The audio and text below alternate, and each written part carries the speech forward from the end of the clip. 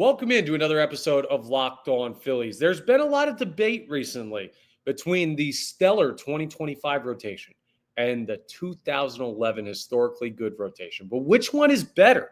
We'll try and answer that question on today's episode.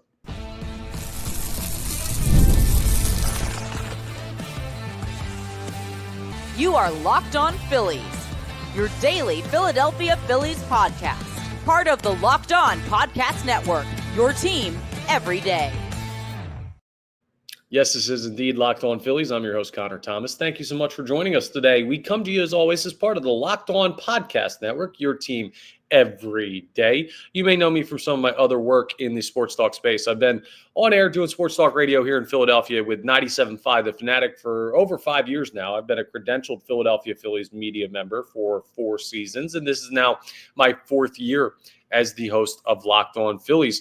Please make sure that you're rating and reviewing. If you're listening to us in podcast form, you can get us wherever you get your podcasts. And if you're watching us on YouTube, we'll hit that subscribe button on the Locked On Phillies YouTube channel. It's free and easy. It'll keep you updated on Phillies news because it'll get you notifications when new episodes are posted so you don't miss anything.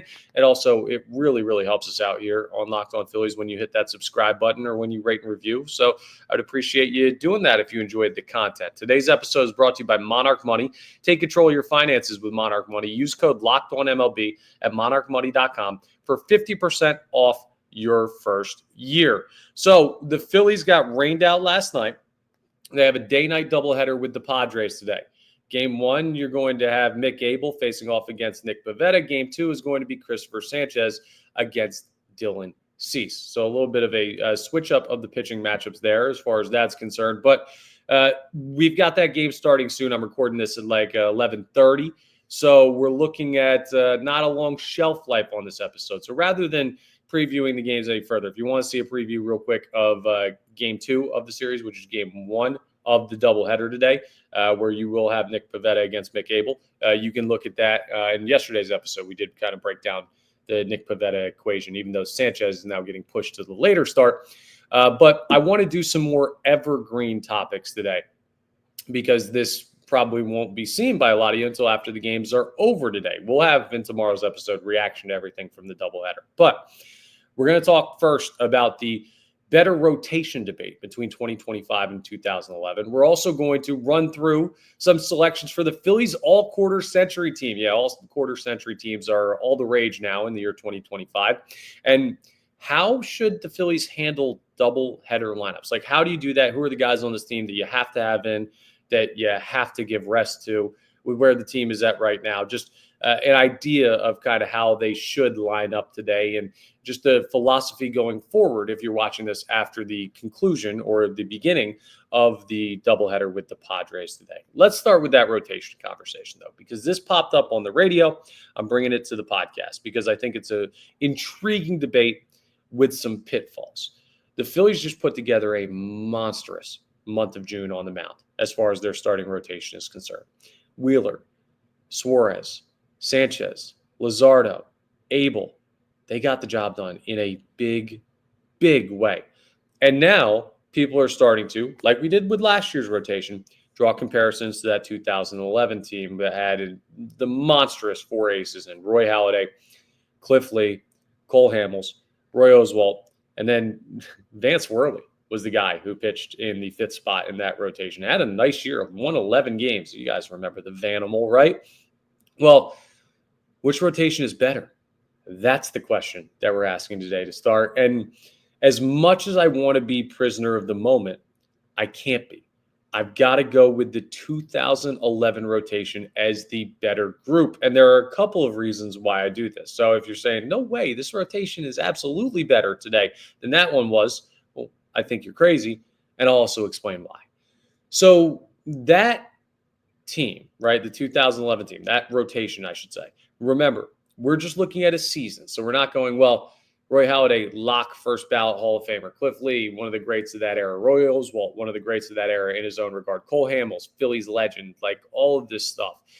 No, we're looking at the season at the time. Roy Oswalt didn't have a great year in 2011, right, for his standards of where he was at that point in his career. So we're not saying this great guy. We're going with who he was at the time. The same thing for the Phillies. We're going with who they are at this time. But we had this debate last year, and that's part of the reason that I'm picking the 2011 team this year. Because last year, I don't remember exactly how strongly I went in favor of the 2024 team, but I imagine it was a closer debate for myself. And folks, hand up, I learned my lesson. Ranger Suarez fell off the face of the planet in the second half of the season last year. They had some struggles here and there from guys like Aaron Nola and Zach Wheeler, even though Wheeler's struggles are still like most guys' best.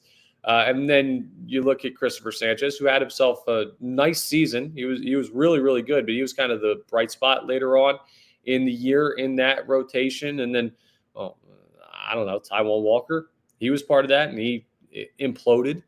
And then you were kind of piecemealing together a fifth spot in the rotation with Spencer Turnbull when he was available, because he was hurt at points throughout the year.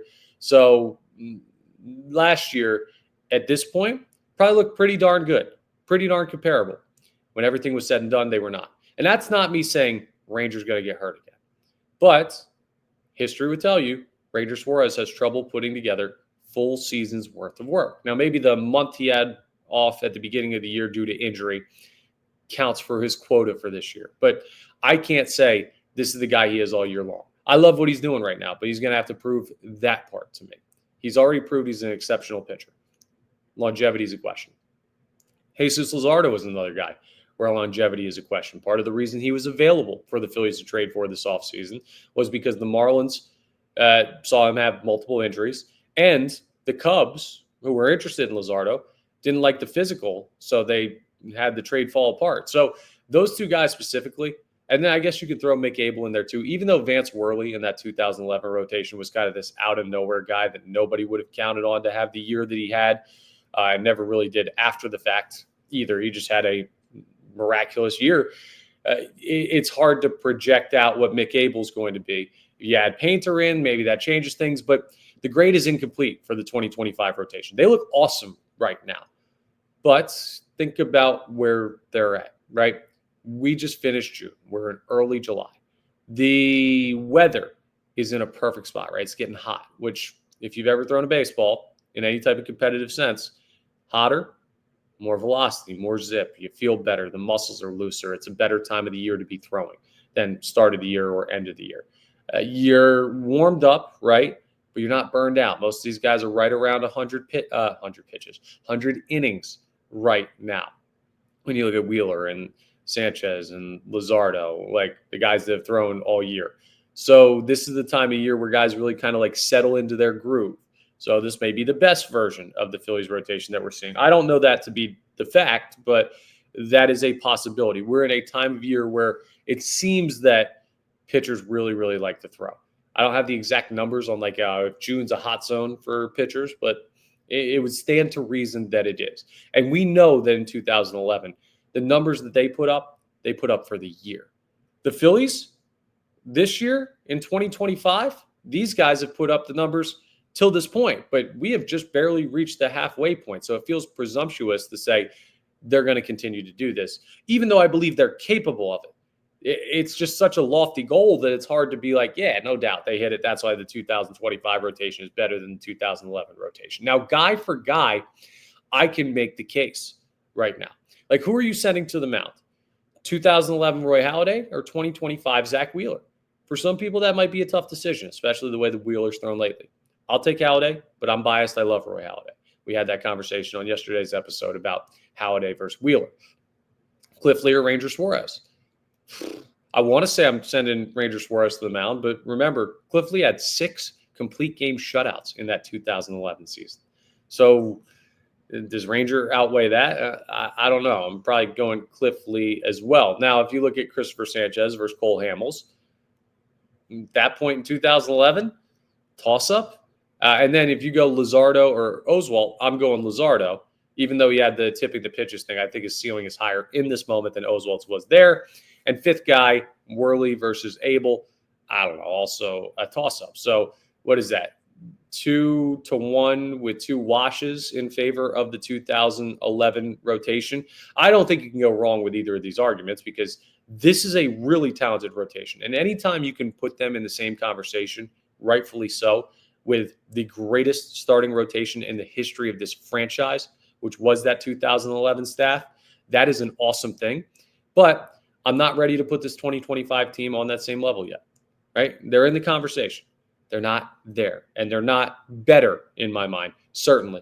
But if they continue on this trend, they very well could be when everything's all said and done. And they got the arms to do it. And maybe that's the weird thing. When you look back, we didn't come into this season going, four aces. They made all these moves. Like, we knew Halladay was a future Hall of Famer. We knew Cliff Lee was an absolute stud. We knew Cole Hamels had big game ability and was really, really good day in and day out. We knew from his time with the Astros what Roy Oswalt could be when he was on. Like, that was a higher touted going into the season rotation because of what those guys had already accomplished. The funny thing about this Phillies rotation is Ranger could still be seen as on the upslope. Sanchez is definitely still seen as on the upslope. Luzardo could be seen as on the upslope.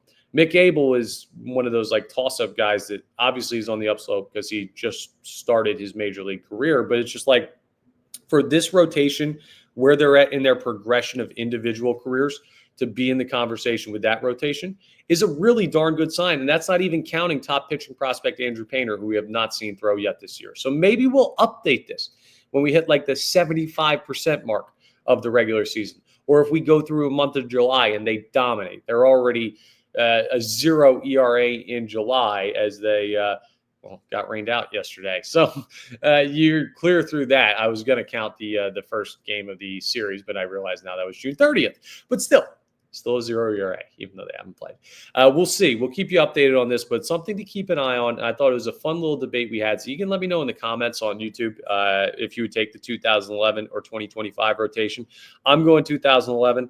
I'm not really thinking twice about it. And part of that is because 2025's grade is incomplete, but also because I still think there's a little bit more room to go for this staff to catch that staff. But a little bit more room to go to catch them is a pretty darn good sign that you're doing something right. Speaking of people who did something right, the all-quarter century teams are becoming all the rage in sports talk now that we've hit the middle of the summer and the news cycle has slowed down for other sports, not us here in baseball. We're rolling every day it doesn't rain. But who would be on the Phillies all-quarter century team since the year 2000? Who deserves to be on it? Honestly, for me, it's not too hard of a list to put together. Will you agree? We'll talk about that coming up next. I'll give you my selections as we continue today's episode of Locked On Phillies. Let's talk about Supply House first. Get the supplies you need from the site made for the skilled trades. That's Supply House. Whether you're in plumbing, HVAC, or electrical work, Supply House is the reliable way to order products online. Their easy-to-use website is packed with helpful resources and the latest product info to help you get the job done right. Plus, with a complete inventory of over 200,000 parts from 400 plus top brands, you're going to find exactly what you need every time, and it's going to be delivered fast from coast to coast. Doesn't matter where you are. They'll get it to you quickly. And if you need help with an order, well, they'll get you that help as well. Supply House offers expert support and industry-leading service, so you're always going to talk to a real person. And for trade pros looking for an extra edge, well, their free Trade Master program offers exclusive perks like a dedicated phone line, free shipping, and discounts on every order. Thousands of skilled professionals are already taking advantage, and now it's your turn. You can join the Trade Master program today at supplyhouse.com/TM. That's T as in trade, M as in master, and start ordering plumbing, HVAC, and electrical supplies with just a few clicks. Plus, you can use promo code SH5 and you'll get 5% off your first order. So go ahead and check them out. What are you waiting for? That's supplyhouse.com. Let's do the all-quarter century team for your Philadelphia Fighting Phillies. And you know what, honestly, this wasn't too hard of a team to put together. What we're going to do is we're going to go with the positions. We're going to go with a starting five. So the starting rotation, I should say. That makes it sound like basketball when I say starting five. Then we're going to go with a couple of bench pieces. I'll just give you like an infielder, an outfielder, a catcher, and a hitter. Let's do it that way. And then we're going to go with a closer, a setup man, and another at-large reliever. That's what we're going to do for the all quarter century team. The bullpen should probably deserve more, but frankly, I don't really feel like going through every position in the bullpen, and it doesn't carry the same pizzazz as it does the position players. But let's start with the starters on the field. At catcher on the Phillies all quarter century team has to be JT Realmuto. And I know people are going to go Carlos Ruiz. JT's grounding into double plays every single at bat. In the moment right now, it might not feel like it. JT Realmuto is the better catcher than Carlos Ruiz. I loved Chooch. I did. I still do, right? He was like the childhood catcher that I grew up with. JT's the better catcher. He's had better results, more All-Stars, closer in MVP voting to the top. Like he is the better catcher as a Philly. And JT could be the best catcher in Phillies history. Anyway, at first base, it's a real tough decision. Who do you put over there at first base? It's not that tough. Ryan Howard plays first base for this team. If you say Jim Thome, the length isn't long enough. Ryan Howard is your first baseman. Second baseman, I'll give you a guess. Yeah, you're right. It's not Eric Bruntlett. No, it's not Gene Segura, even though I love Gene Segura. It's Chase Utley. And at shortstop, it's Jimmy Rollins. Those three were so easy. Rollins, Utley, Howard, no doubt, lock, all quarter century team every single damn time. Now, third base might be a little controversial, but this is the guy. It has to be. He just made it in the Hall of Fame. Scott Rowland is going to be the third baseman on the Phillies all-quarter century team. There's no doubt in my mind he deserves to be, even though we hate him now for the way he left town and how that all went down. He is going to be the best third baseman of the 25 years when you look back. I promise you. Look at the numbers. Truly search your heart. Try and take emotion out of it, right? Which I realize I should say search your brain and not your heart, because heart is emotional. But anyway, Scott Rowland's the third baseman. Outfield gets a little tricky. Now, you might say, well, you put Howard at first base, so that means Harper's not there, Tomei's not there. I'm putting Bryce Harper in right field because I can. It's my list. And also, outfield has not been a strong spot for the Philadelphia Phillies as of late or as of ever. In center, this one is going to probably be Shane Victorino, right? I love Shane Victorino. He's a very likable guy.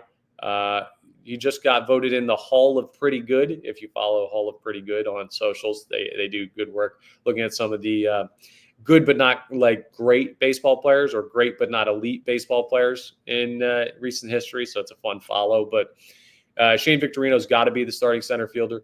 You could think about like Odubel Herrera. You could think about Ben Revere, but neither of those guys are either the quality or the longevity or the importance of Shane Victorino. I think actually Odubel might have been here longer. But anyway, Victorino is who I'm picking to play center field. And then in left, you got to go with Pat Burrell, right? Pat the Bat's out there in left field. Even though defensively he wasn't a world beater, he was a big part of the Phillies of the great era, right? And he was their best left fielder, I would say, unless you want to go Bobby Abreu, which you could.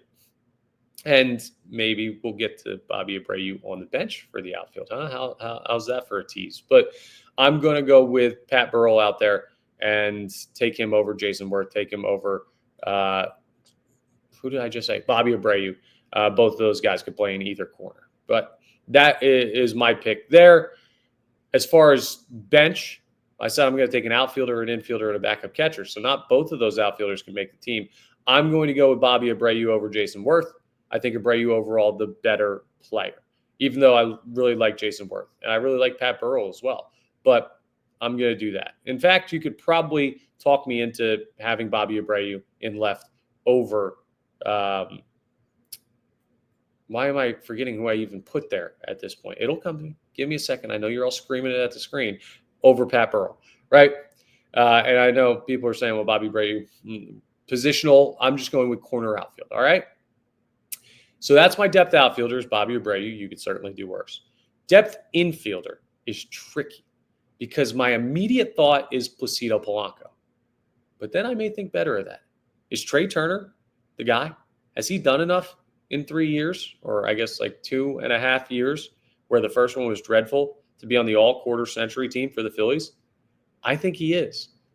Placido Polanco could get that nod if you really want to argue it, but I'm going to go with Trey Turner for the talent and the upside, right? And then backup catcher is Carlos Ruiz, who I picked JT Realmuto over, but there's no way Chooch is left off this team if we're picking a backup catcher. He was unbelievable. All due respect to Mike Lieberthal, who played some time in this quarter century, it's Chooch as the backup to JT. Pretty darn good backstops that you have there. The starting rotation. Obviously, the guys that we just talked about in the 2025-2011 comparison are going to be in there, right? But how do you mix and match them? Who gets the nod? And how much do you look at the amount of time they spent with the team? So Roy Halladay's my ace. Zach Wheeler's my 2. Cliff Lee is my 3. Those I feel great about. And then Cole Hamels is my 4. So the 5th spot has to go to a guy that is just like JT. People might roll their eyes at it in the moment. Cole Hamels at 4. Aaron Nola at 5. Yes, Nola is going to go down as one of the top pitchers in Phillies history. Part of that is how long he's been here. Part of that is how good he has been while he's been here. He deserves a spot on the all-quarter century team in that starting rotation. So all we have left are 3 spots in the bullpen. It pains my heart to do this. Jonathan Papelbon's the closer.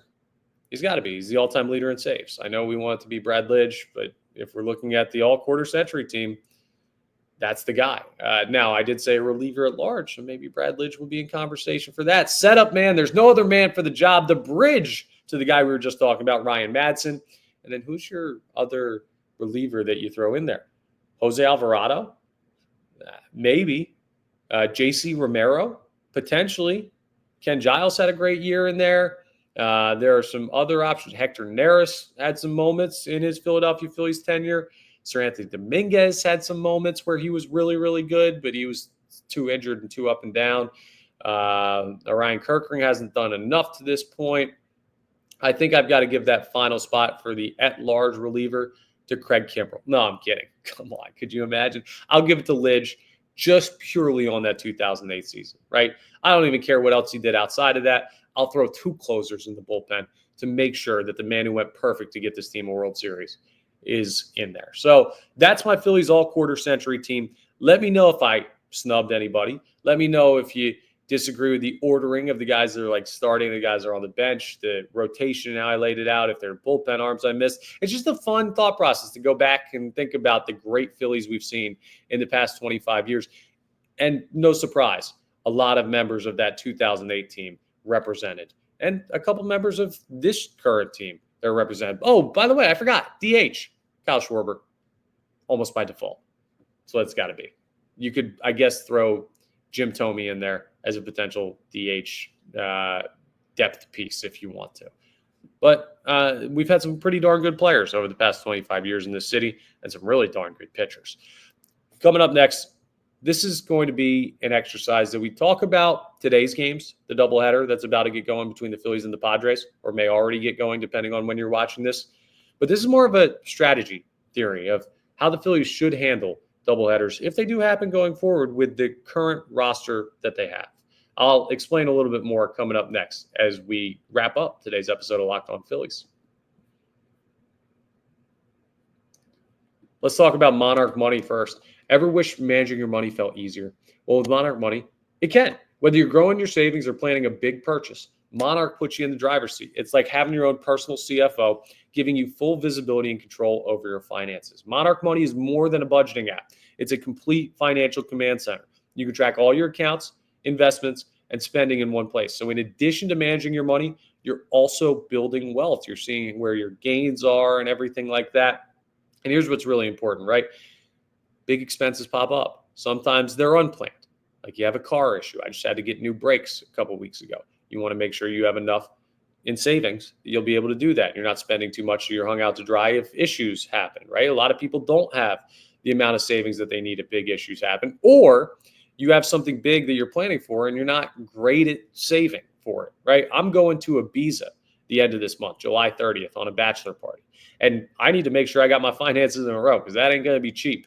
So I've got to make sure with Monarch Money that I'm doing all the things that I should be to control my finances the right way. You can do the same. Whatever your financial goals are, you want to get better at managing your money, or you just want a little information on how to do it, well, check out Monarch Money, and you can take control of your finances. Plus, use code LOCKEDONMLB at monarchmoney.com, and you'll get 50% off your first year. That's monarchmoney.com, code LOCKEDONMLB for half off your first year. Go ahead and check them out. Again, that's monarchmoney.com.